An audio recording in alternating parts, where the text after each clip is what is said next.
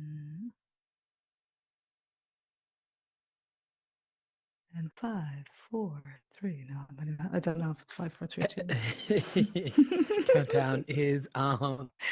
Yeah, okay. Good evening, everyone, and you are so welcome to Carlow Arts Festival's virtual campus, where we're here tonight to talk about all things theatre and virtual reality. I'm Camille Donegan. I'm going to be hosting this conversation and this interactive session because we're gonna shake it up. I'm joined by Hanna Slattne, Mullen, and James Riordan. Just a few things about this space. So I've been working in VR for 6 years, and this is probably, no, actually it is the coolest virtual space or world that I've been in. And I'm very proud to say I know the world builder and developer, Kira Del Grosso, who had a lot of fun and also a lot of iterations of this space to make it as fabulous as it is. And we invite everybody to come back here at their leisure and explore all the artworks that are available here at the Carlow Arts Festival, and it's on for 10 days. So there's a meditation orb over here, there's Irish National Opera piece that's at the tents over there that you can explore at your leisure, and then there's several film and audio art installations. After the talk, we're also going to go through the teleporter there, The Woman in the Machine, which will bring you to several more artworks, and also the disco. There will be a disco later on. So just a couple of things. We'd love you to interact. We're theatre makers, so we love feedback, and we'd like you to contribute to the conversation. Yes, exactly, Joe. So like you can move your hands, you can gesture, and we will save questions till the end, actual verbal questions, if that's okay. But you can also use your emoticons at any point to give us feedback. So without further ado, I'm going to hand you over to James Riordan, who's going to get us in a physical mood in this virtual space. Over to you, James. Thank you so much, Camille. And hello, everybody. We're delighted to be here. We were just talking a little bit earlier on about how to be a little bit interactive as a group of people in this amazingly created virtual space. So we thought a little bit of like a physical moving while using the technology could be a really nice way for us all to kind of be together in a group. So we were going to do a little bit of a kind of like a warming up as such, like a little bit of a theater-y warming up. So we were going to like get up and kind of stretch it out and give it a little shake up top. And we were going to then do a little bit of a side-to-side vibe, just kind of stretching it all out.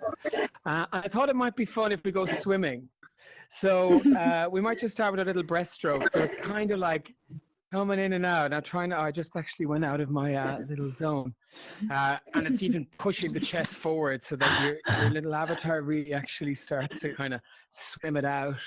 And then we do the backstroke, stretching as high as we can go to do a little double time. And then we're going to do a little front crawl and just kind of getting down and physical. We're going to stretch down to our toes just to see what the avatars are possible to do. Let's break and the all the way avatars up to the very top. And then it's funny because I feel like Hanna and Hanna can be beside me, but they're not. So it actually means I can stretch out side to side. Not hitting each other. Just drop my little earphones. Bear with me. Is that the move? So we were talking earlier on, as Camille said, about making a theatre makers and what this space can do for us, because we can see each other's bodies, and so we can see the physicality. Hanna Slattne and I went dancing on the dance floor, and we were really like there beside each other, just loving a rave. So we just thought before we move on to introducing who we are, we might just do a little freestyle dancing, getting jiggy with it, everybody just doing your little favorite moves, but together as a little group as we get ready to chat about theatre in a virtual space. Yes. Cool. So good. Oh my God. Every VR event needs to start that way. And it also does make you feel more embodied, because I was sure I was going to hit off you there, James, as I was playing with my avatar. And it brings us back to that sense of presence that we have in virtual worlds, and the spatial audio, how much it makes you feel present with other people. And I know you said, James, earlier that when you and Hannah were dancing on the dance floor the other evening, you've been working together for months, and we're going to hear a bit about the work now, but you really felt like you were together, right? And you haven't been together physically in 2 or 3 years, I think you said. Totally, yeah. It's been nearly 2.5 years, and after we spoke on the phone afterwards, and I felt like we went to see some art together at the exhibition. We went into one of the different Altspace rooms, and we just giggled and we pointed and we moved and it's just those kind of it's amazing, isn't it, Hannah, that you just feel like you're kind of there.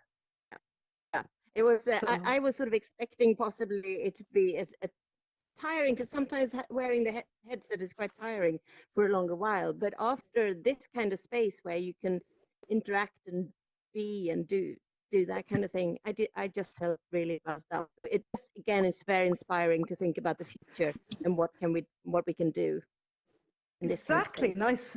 Nice segue, Hannah. So I'll just introduce myself as a starting point. So my own background is theatre, and I know Hannah and a recent friend of James that are theatre makers. And it really is, when I talked with the guys today, it reminded me how important it is that theatre makers into virtual and get into immersive, because that sense of play, experiment, pushing boundaries, what can it do, where's the edge, and that tension that exists.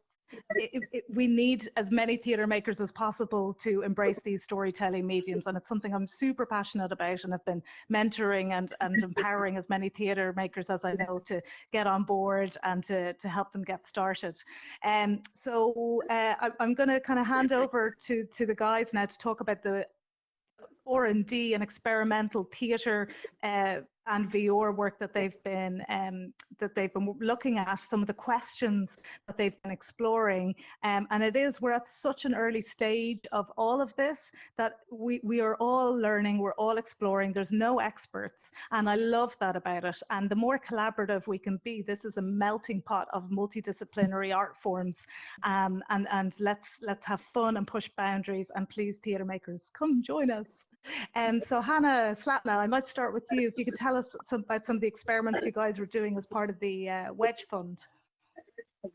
Well, yes, so we had a bit of R&D money from Carlow Arts Festival to sort of take some initial steps into this environment, but with a theatre aesthetic. I have been working as a dramaturg in Northern Ireland and previously in London in theatre and dance for many years. So, but in the last few years, I've gone into this area of more immersive work. I've been doing immersive productions, and then slowly started to work in immersive sound. And then in the last few years, this is my fourth VR project. But none of the other ones, they were quite documentary and things like that. So I really wanted to look at all the experiences, the theatre aesthetic. And so I was delighted when James and we have been working on another show together. We had this conversation.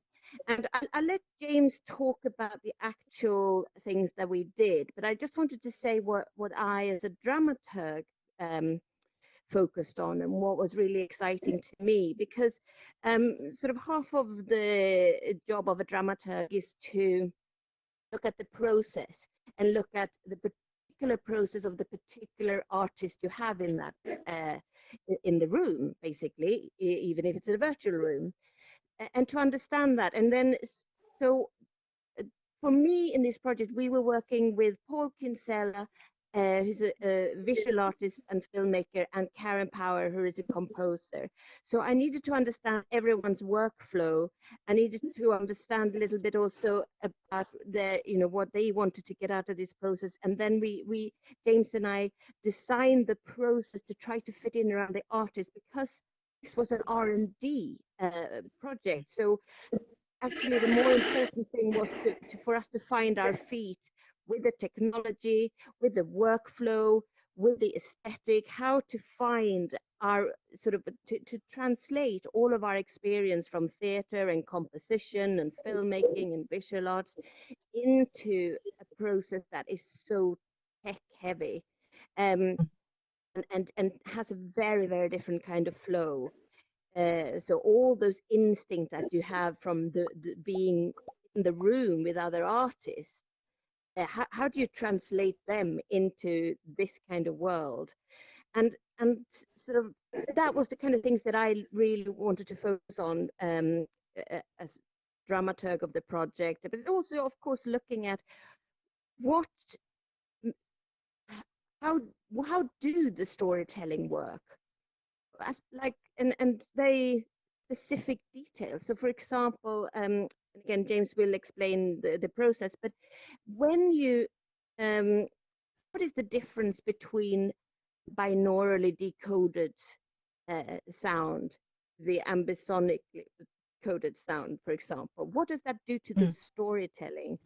You know, those kind of things that even, and I would say that what we have come up with after our sort of 6 months of playing around is just more deeper understanding, and we're sort of ready now to launch into something much more ambitious, because now we have really looked at that fine tuning of what is possible together.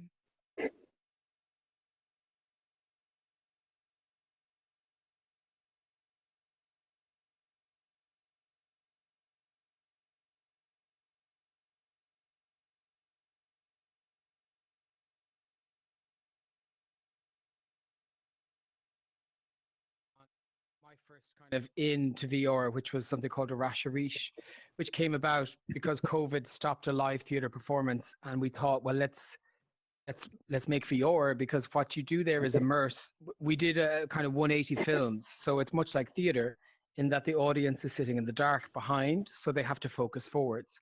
And we created these films, and I wanted to go deeper and explore how you can storytell when you're in 360, and also when you are a silent viewer.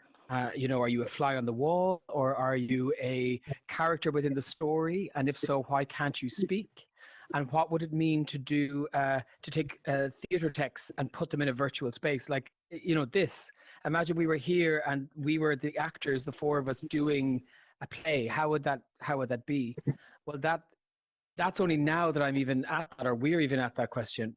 You know, I was thinking earlier on about what we would say is what I would have said is VR, which is what I think we have been making or had made with the Russia Reach, but actually it's much more VR film. This feels like a very virtual space, if that makes sense.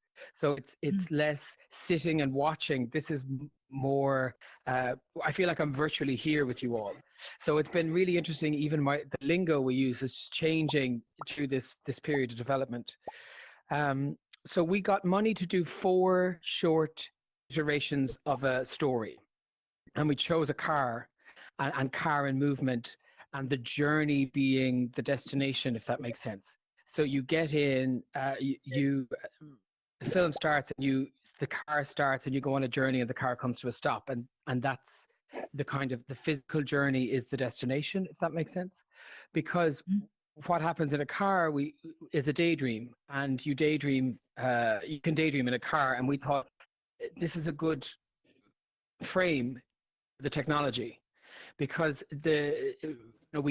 so let's say in the 4th version we had cut out the car windows and put on a totally different place, a woodland. So you're driving down a road and you start to disappear into a woods, and it kind of makes sense in the real world, if that makes sense, because you can daydream, and so memory and all that, all those kind of what is reality, that in between land is allowed, almost, because a car moves forwards and everything is past, present, and future all in kind of one.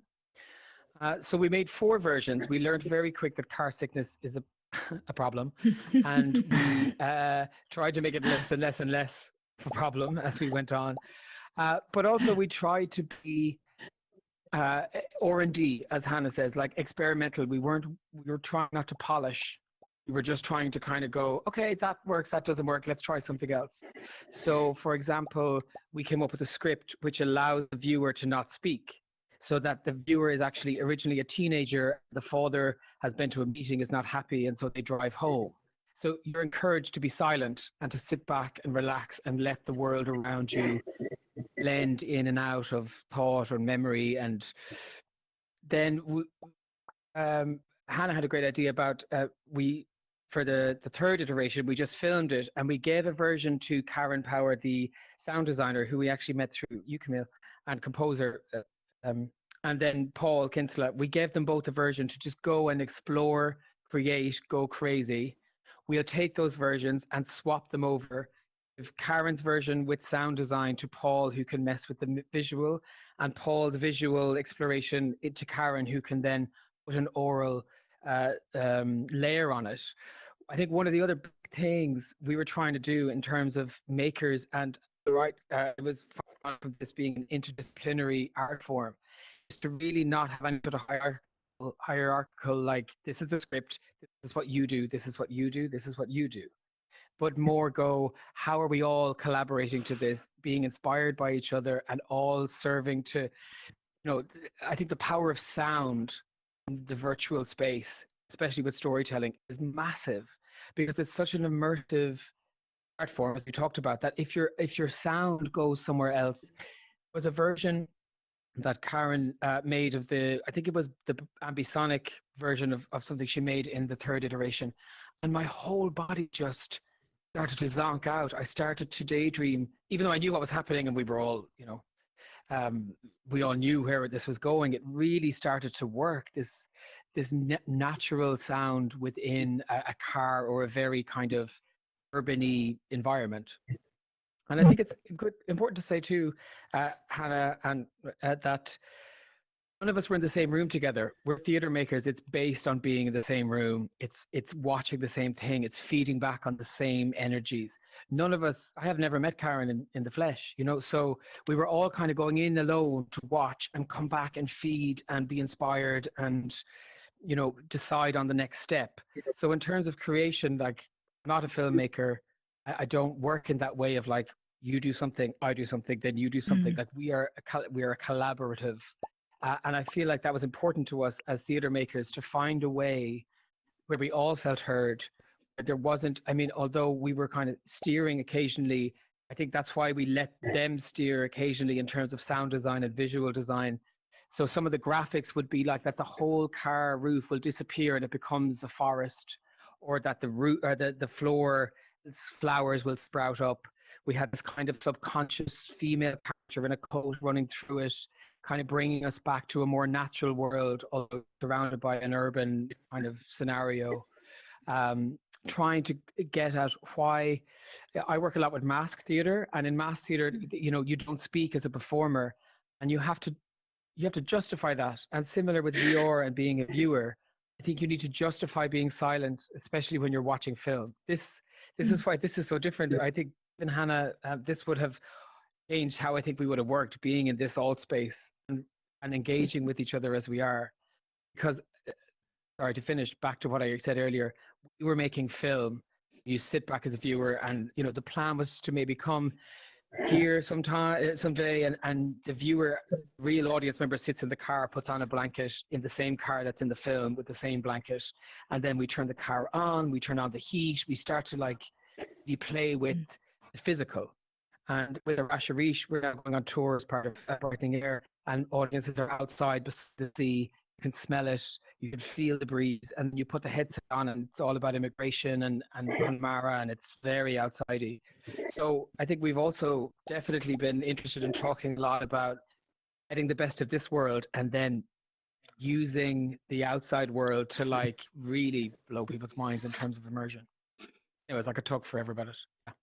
That is so cool, James. And actually, that's a really nice kind of compatible piece of work and exploration to what myself and Hanna are working on. So Hanna, I might let you introduce what we're doing with Macbeth VR, and then we can talk more about our process that we're also feeling out as we go. There's kind of no defined workflows here. territory for everyone. You want to talk a bit about it, Hanna?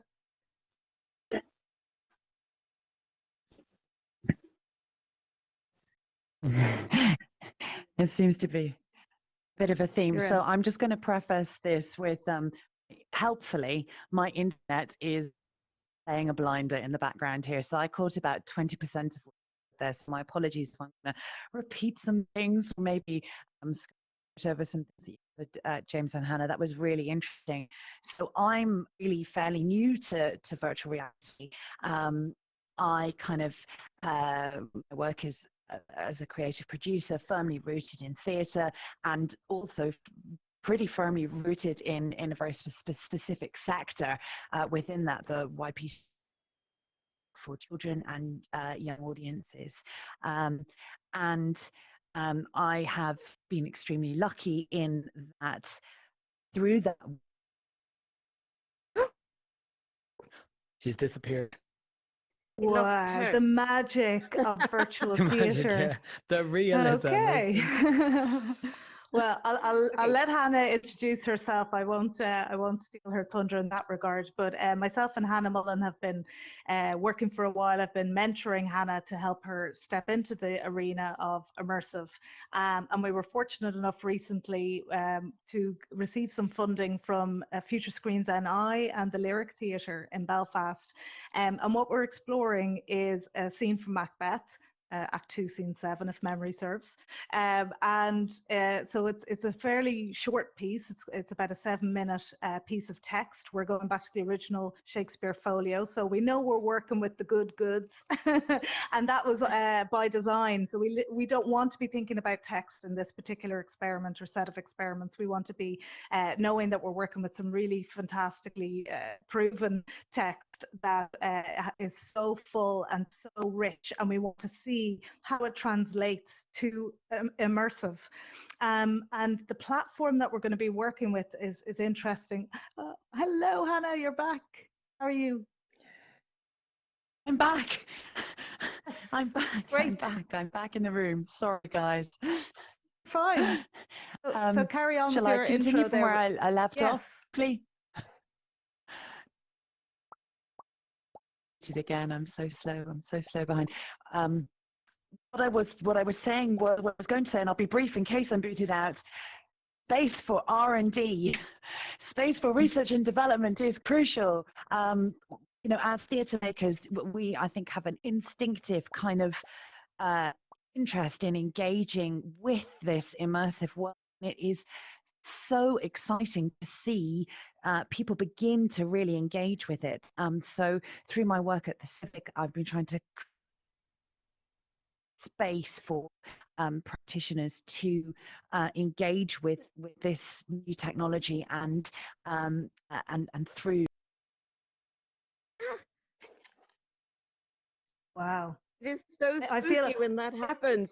I know. If I was really on it, I'd quickly change my avatar to Hanna and just seamlessly continue, pretend I know everything she was going to say.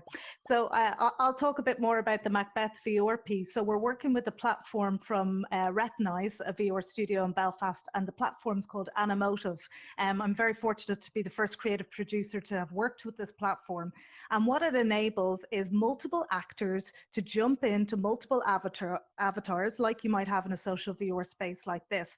But it's not owned by any big corporation. And what you can do quite seamlessly is you can export either 360 video or multiple 2D camera views of the scene. So say the three of us jumped into the three witches, say, in Macbeth, and we carried out the scene, and actually halfway through the scene we wanted to kind of roll back. You can do that. You can kind of stop and you can roll back and continue. Sorry, Hanna, I'll just chat a teeny bit about Animotive and then pass back to you. So just talk a bit about the techie platform side. So this platform enables, as a director, you can have multiple crew people in there as well, and they can all be invisible in the set and give notes, but you know, we don't want notes. But I guess what I would like to share with other theatre makers is the feeling that you have as an actor, as I was an actor for many years before becoming a producer, embodying the character. And actually it's a whole new set of physicality, like, and we're going to explore more physicality shortly.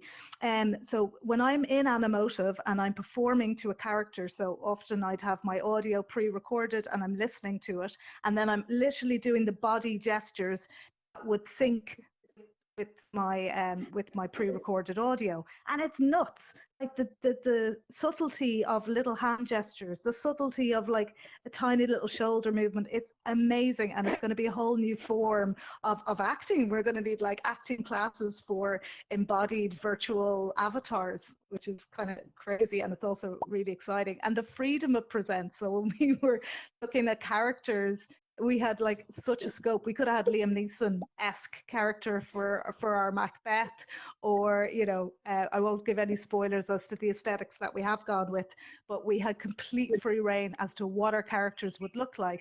And also from a casting perspective, we could cast any actor that can then jump into those avatars and play those roles. So we can mix genders, you can mix, you know, anything you can think of, because the virtual doesn't have to match the actor that's embodying that avatar. And so I'll hand back to you, Hanna, now. We'll see how you get on, and just talking more about your work and your explorations with the Macbeth project. So I hope, I don't know if Camille's covered. The thing that's really for me in this project, which Camille and I are working on, is the marriage of first folio Shakespeare text, cutting edge technology. So we're going for a really, really old practice that's rooted deeply in the way that the text presents on the page. Connected with all of the kind of the voice and the breath work and the poetry of the first folio edition, and the kind of the practice elements with that connect with that old. Oh dear. It is so fascinating to hear her talk about it, and the drama that is now included in this just through the internet. The drama of disappearing Hanna. Well, luckily we're a tag team, so I can continue where she got to. So we're working with theatre director Michael Barker-Caven, and as Hanna said, we're going back to the original folio. Hanna and Michael know this verse intimately and in all its intricacies, but my view and my kind of value add to the project is somewhat different, and it is more on the technical side, because I guess I'm a technical creative producer now in this realm. I was lucky to study computer science, but then worked in theatre and worked as an actor for a long time parallel to a career in tech. I never thought the two would at one point come together, and actually it would be useful to have all those tech skills for my theatre work. So for the Macbeth project, just to kind of build on what you guys talked about with the process, we have no defined process for the Macbeth VR project, and that's what's so exciting about it. So we've had many calls, both myself, Hanna, and Michael as the kind of core creative team, and then a highly collaborative, iterative process with the team at Retinize, David Cosgrove and Jack Morrow. And the conversation, collaborative spirit, and that generosity of spirit to just kind of build and find ways. So there's no no's in those conversations, like, you know, even, and you know, a lot of people who aren't working in this arena would say, oh, I'm going to ask a stupid question. And I always go, there are no stupid questions, because we're all literally just scratching the surface of the possibilities of these mediums. And so that spirit of playfulness, experiment, is this possible? Well, sure, why not? We put people on the moon. we put people up in space. Anything is possible. Literally anything is possible. And when you're in these arenas working with the super talented techie teams, and then you bring in the creative juices of theatre makers, it's just, there's no stopping us, really, unless your avatar kind of boots you out. So So we're going to kind of move on and get back to some movement pieces now, I think. And in terms of questions, so obviously we covered some ground on the experiments that we're exploring at that intersection of theatre and VR. We're going to be around for questions after the talk and after the kind of filming part of the talk. So please, any questions you have, and if you know theatre makers who would like to know more, please connect them with us. And we're here to support as many people from multiple arenas, but particularly theatre, because that's our background. So Hanna, I'm going to go over to you, and I think you've got some movement that we're going to explore. A little experiment, just because, obviously, as I said, James and I have been working with the 360 video and looking at the theatrical kind of aesthetic within that. And as James said, being in here, sort of as an avatar, hanging out together, is obviously a completely different sort of set of tools, and just at the beginning of exploring that. So we were thinking, we are here, now I don't know if all of the people around here, if you are on a headset, can you give your arms up in the air? We know that we have it's a headset people. Very good. So because we were wondering then, how can you communicate in a space like this, or just engage with people in a space like this? So for example, if I was asking anyone here who have ever sneaked out of a live performance any point, move into the middle.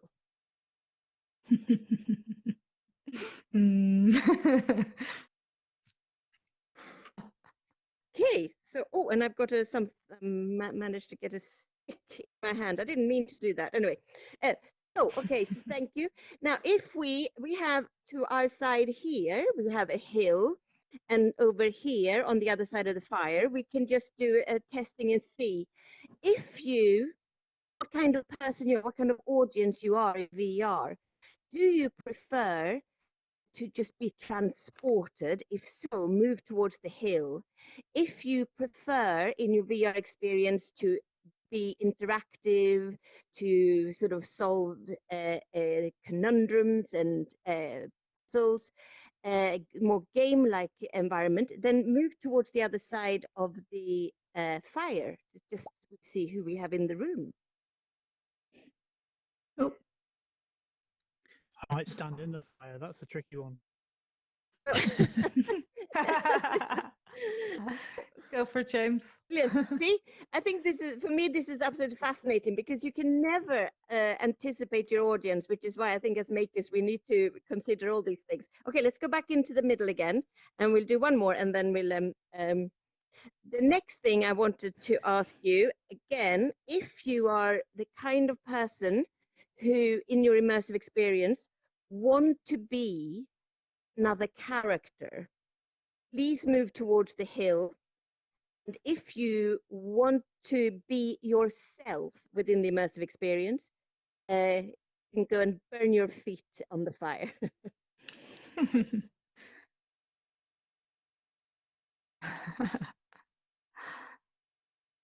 This is really brilliant, because it's not the same people. So different people in both. Again, both of those two questions and both of those two scenarios require completely different dramaturgical thinking within the immersive experience, which is what I really think is fascinating. And so we can come back again, back in the middle. And I think this kind of thing, yeah, thinking. Going to go back one step. I think that theatre people, creative makers of all sorts, actually, we don't want a formula of how to do things. We want to continually break the barriers, or push the boundaries, and try new things. And I think that's where also a lot of innovation happens. But even that kind of thinking about the difference of having a person within the headset being themselves, being a character, an experience where you feel fully transported by a story. You're engaging more sort of your gaming faculties or whatever we call them.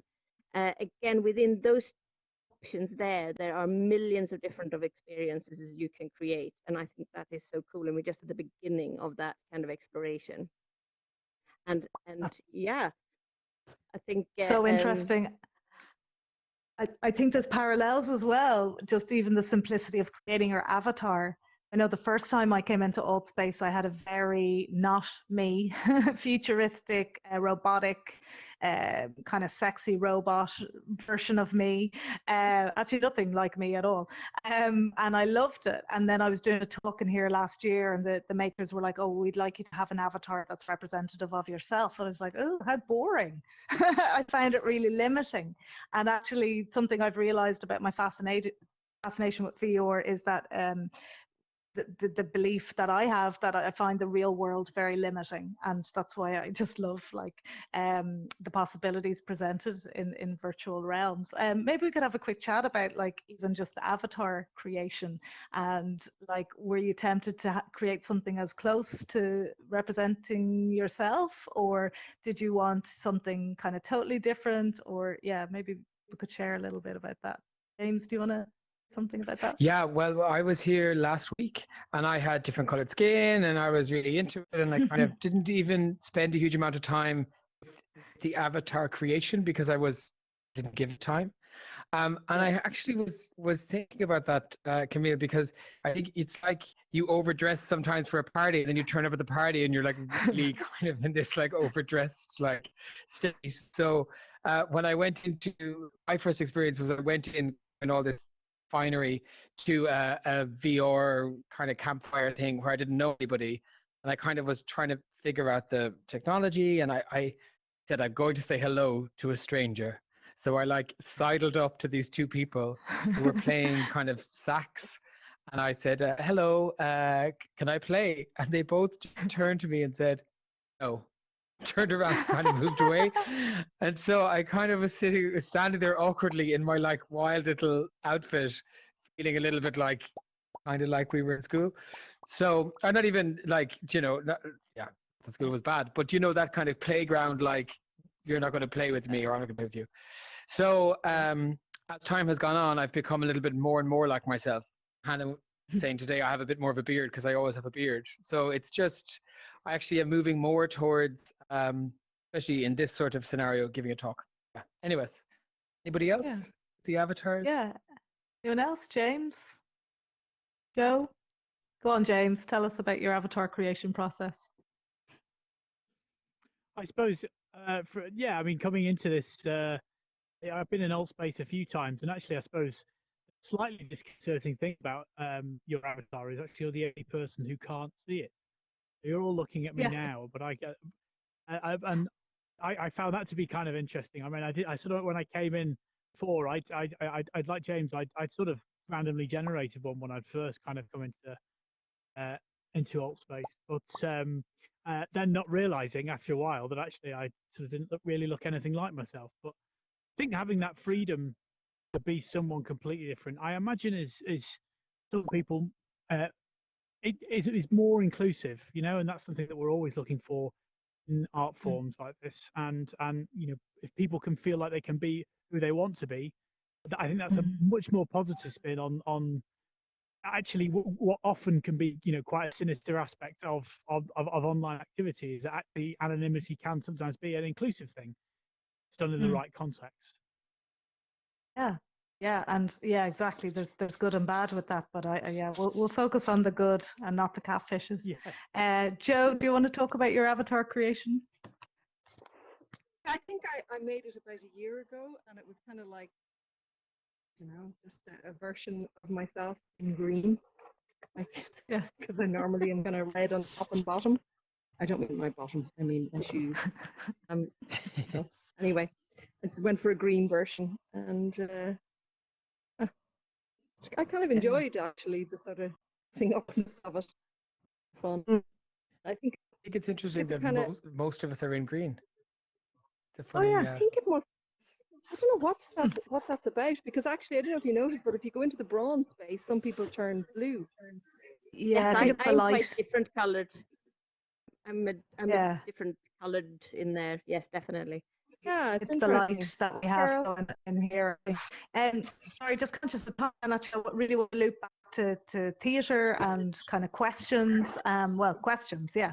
So open it up for any questions that people might have about the theatre work that myself, Hannah, and James are exploring, or just questions in general about theatre or immersive virtual films. Hanna Slattne, a few questions for yourself. And no, I know I've been talking already, but I just wanted to say there's one more thing I wanted to say, and I just wanted to say thank you to Joe and Carlo, because I think the other thing, and it got to do also with how you look upon yourself within this space. And I have been into some of the other common rooms areas and spaces, a bit like James, you're trying things out. But because they're not dedicated art spaces and theatre spaces, I feel a bit lost. I don't really know who I am in there. There's nothing really happening. Whereas I come into this space and I know who I am, and because I'm here both as a consumer of, if that horrible word of other people's work, and also here to talk about my own work. But I think it's so important to have a dedicated art space where you can actually explore what it means to be an artist and a maker without being self-conscious or without having to disguise yourself as something else or anything like that. So yeah, I just wanted to say that and thank you. Yeah, that's so true. And I think if we can hold on to the space forever, that would be awesome. We can keep making theatre pieces in here. So That's questions and go ahead, Joe. Sorry, just to follow on what you said there. It's interesting because we didn't know how this space would work, and I knew it could look like this, but I wasn't really clear about how people would interact with it. So actually, it was quite thrilling last Thursday. A lot of you were here at our launch when there was people just locking in from all over the world. Because it had only just opened. It's interesting, kind of looking at the talks aspect now and just going.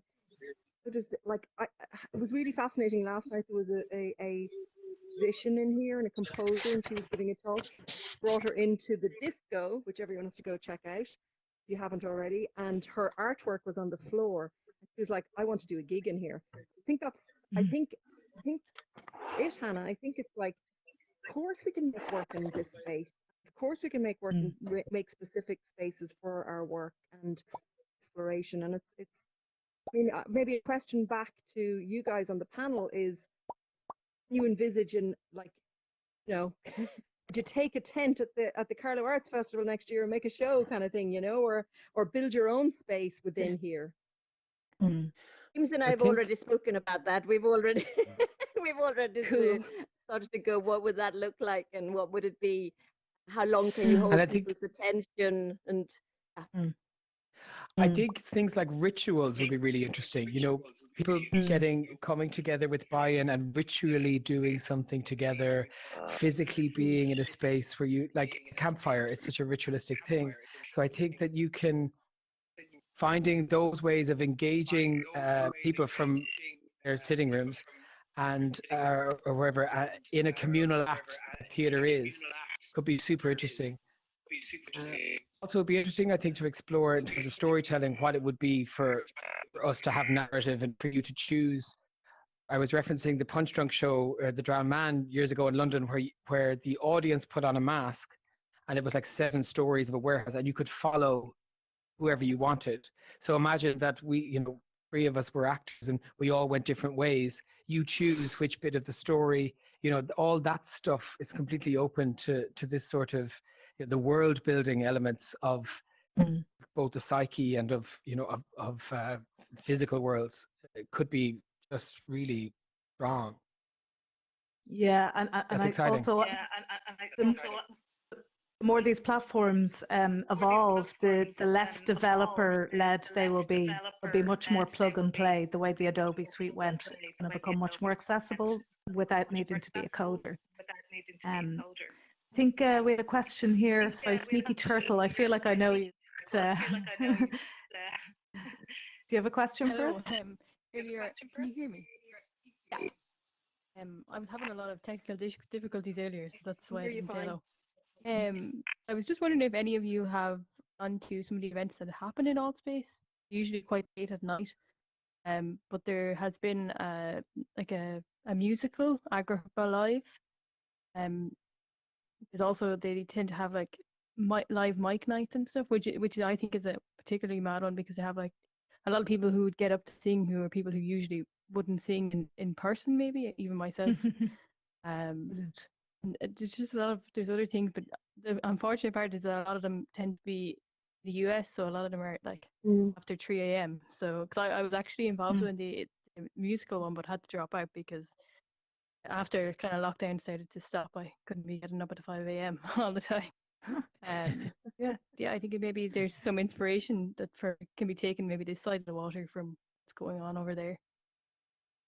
Yeah, I completely agree. Like most of the events I've been at have been like conferences and events, but actually the orb over there is from a company I'm creative director of, which is Solace VR. It's a meditation app, and we've been running some meditation events, mainly in Engage, but we have an Altspace event coming up, and the different platforms present different possibilities. I was telling the guys earlier in Engage, if we were all in Engage now, I could like go into a secret like database of 3D models and live suddenly start introducing animals, trees, different backgrounds, wind, you name it. There's a database of tens of thousands of assets that I can bring in live on cue. So the power of that for theatre is just huge. Those possibilities don't exist in Altspace, but the world building for something like this is you know, you need to be a Unity developer, but look at what Kira was able to do is just kind of astounding. Myself and Joe had a chat with Mark Gill, who creates a lot of the theatre shows in here in Altspace, a guy in the States, and they've created some really interesting stuff, but it's very much a theatre show on a stage with an audience. And I guess, you know, some of the people in this panel, for sure, and I know Joe, it's about like ripping the stage out and really exploring the possibilities of the medium, not replication what we already have. And sure, we miss theatre. So yeah, I think the work we want to make is kind of minus stage and maybe some of those more stagnant aspects of traditional theatre. But each to their own, and I definitely want to go and hang out some of those theatre shows. Anyone else been to shows or events or things in virtual spaces that they were inspired by?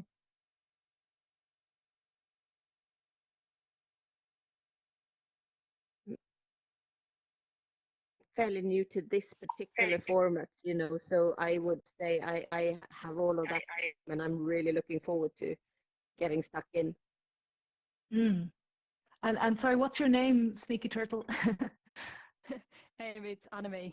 I don't usually go by Sneaky Turtle. It's just that's what I made when I came in here, and it stuck to me now.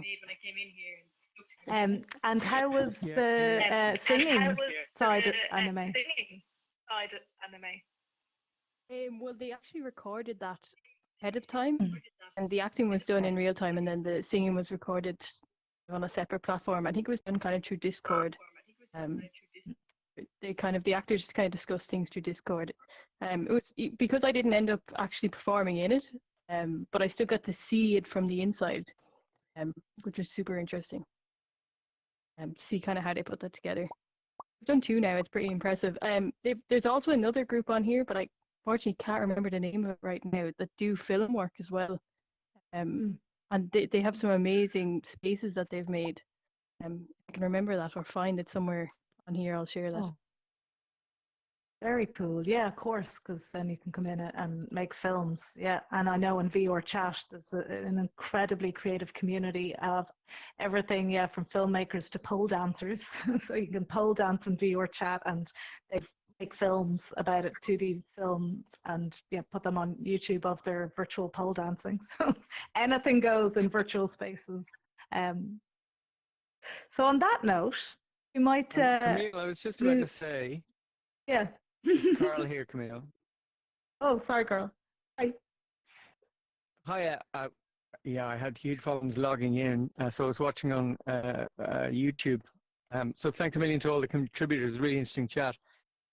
But I was here last night at the talk last night, and I did happen to go to the disco with Joe for a little bit. And my son recorded me, took a video of me at the video. And that space has always really intrigued me. I love watching people. I love being in the real world, watching people in virtual reality. I think that's a really interesting space. Theatrically, that's an interesting space. Because when I'm in VR, I really like the whole world building. Like, I'd love a theater show that uses the ability to transport and to go to different spaces rather than traditional theater techniques. But there's definitely room for, an audience in the real world watching in virtual reality. I totally and those agree. kind of experiences. Yeah. I was really struck with, when I first started exploring it, one of the things that really struck me was, my friend had the Oculus on and her children were there. And everyone was sort of going, no, leave her alone. She's in virtual reality now. You must be careful of her. And I just thought that dynamic was absolutely fascinating, the real world drama and the virtual world drama, where the different people were imaginatively, physically, emotionally, and so on.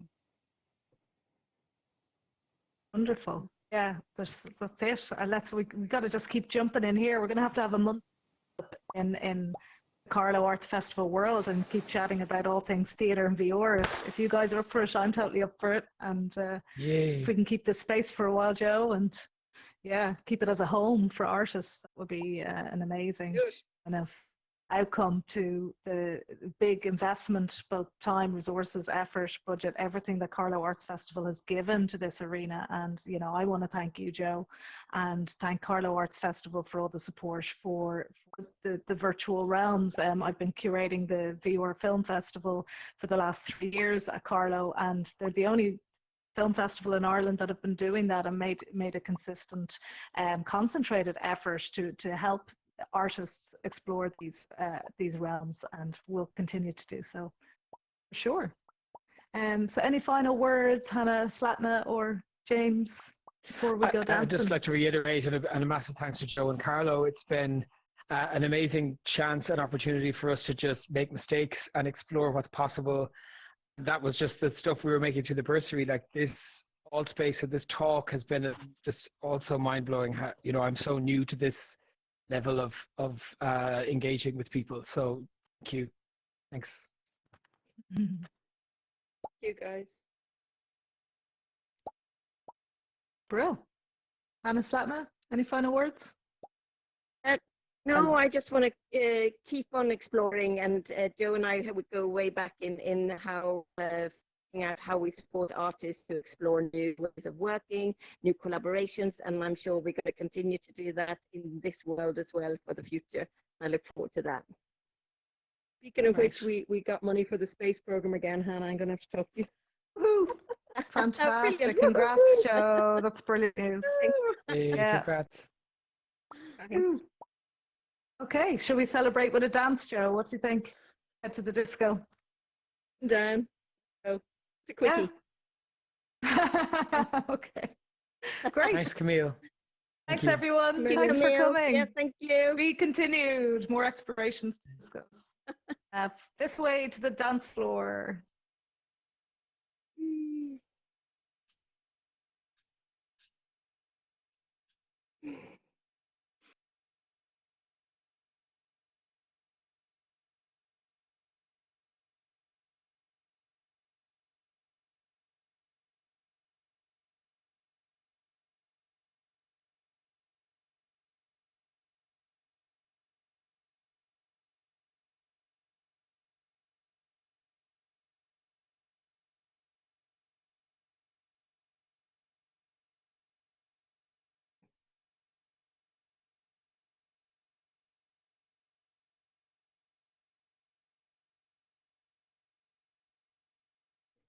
Let me in.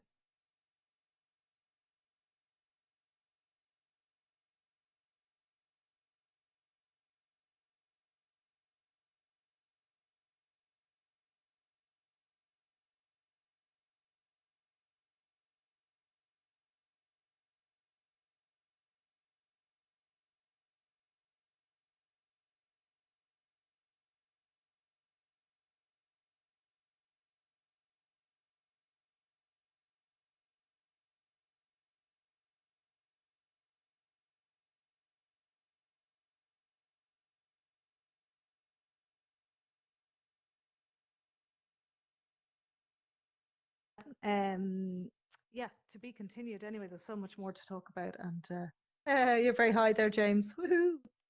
I have to say it's really interesting to see this going on in Altspace, because I originally like first used VR at Carlow Arts Festival, and that's how No I ended up way. with this headset. That's Yeah, so amazing. to have it on here is mad. That is Oh, so that's so cool. I guess cool. that must have been 3 summers ago when we were there live. Lovely, yeah. Did you come in and try Yeah, the probably. VR films? Yeah. Yeah. Wow. Yeah, there That's was like so one that was cool. in a helicopter or something. But yeah, no, it came completely full circle, which is mad. That's so cool. And where do you live, Anime? I'm in Strawbally. Leash. Ah, awesome. So this is your festival. Oh no, I suppose we will have Electric Picnic this year, or some form of it. I think, I In don't the- know. What happened there? Paul? You're very tall. Yeah, we're jealous. You going dancing? Okay, let's go dancing. I'm gonna break through a wall just because I know I can. So I'm gonna just go through this wall.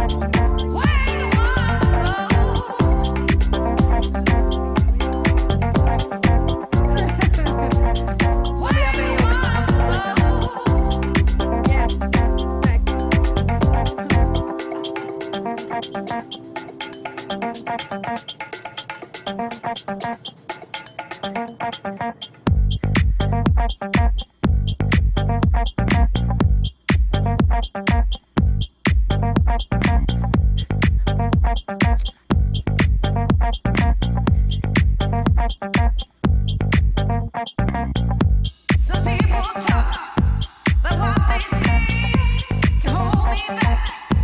Break down on me, bring it back. Take it slow, bring it back to where you wanna